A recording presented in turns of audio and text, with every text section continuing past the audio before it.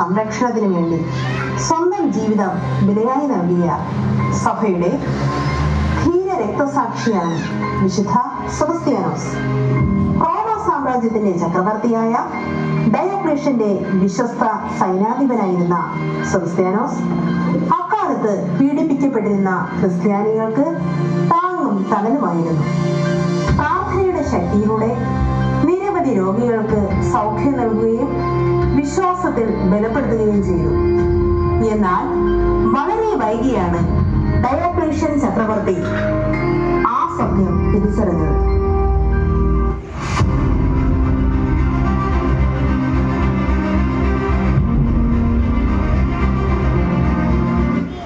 Sebastian, നീ എന്റെ വിശ്വസ പടയാളിയായിരുന്നു.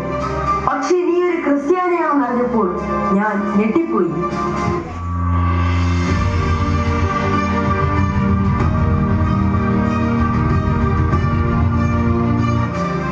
ഡനീഷ്യസ്, ഇതേക്കുറിച്ച് നിങ്ങൾക്ക് എന്തെങ്കിലും പറയാനുണ്ടോ?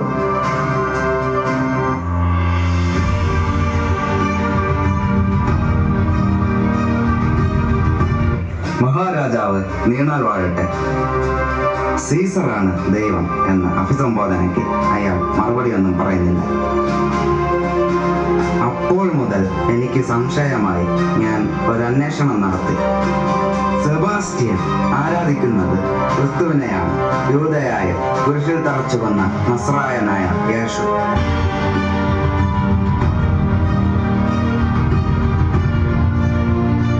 സെബാസ്റ്റ്യൻ, നീറോയുടെ കാലം മുതൽ ക്രിസ്തുമതം നിരോധിക്കപ്പെട്ടെന്ന് നിനക്കറിയാമല്ലോ. നിനക്ക് ഞാൻ ഒരവസരം കൂടി തരാം. നമ്മുടെ ദേവതയായ അശതാരയ്ക്ക് നീ ധൂപാർച്ചന നടത്തണം. സീസറിനെ ദൈവമായി ആരാധിക്കുകയും ചെയ്യണം.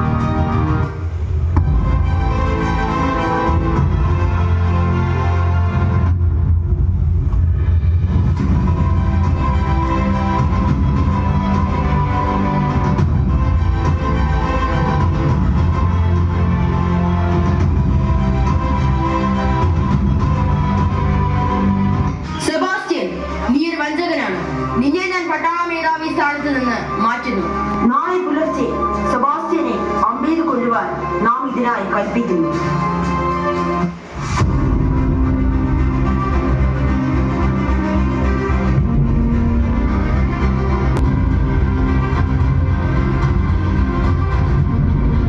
മരത്തിൽ കെട്ടിയിട്ട് ദേഹമാസകലം അമ്പെയ്തു.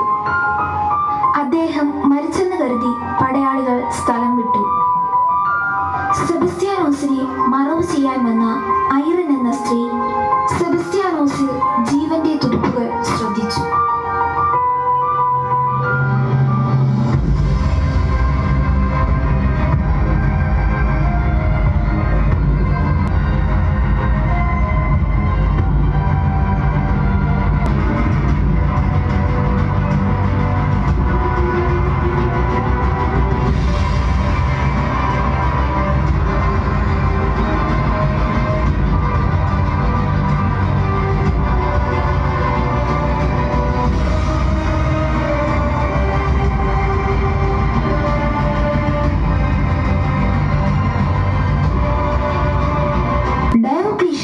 അത് ആഘോഷത്തിന്റെ ദിനമാണ്.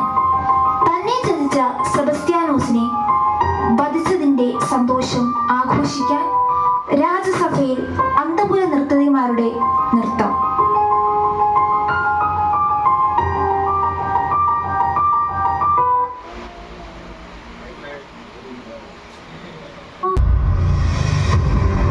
നീ അമ്പെയ്ത് കൊല്ലാൻ വധിച്ച സെബസ്ത്യാനോസ് ആണ് ഞാൻ.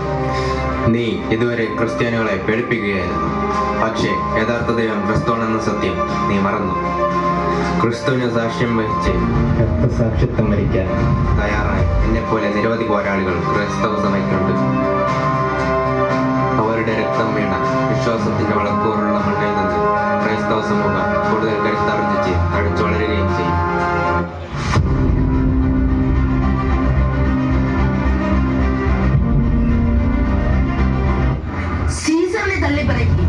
ക്രിസ്തുവിനെ മഹത്വീകരിക്കുകയും ചെയ്യുന്ന ഇവനെ ഗത കൊണ്ട് അടിച്ചു കൊല്ലുക.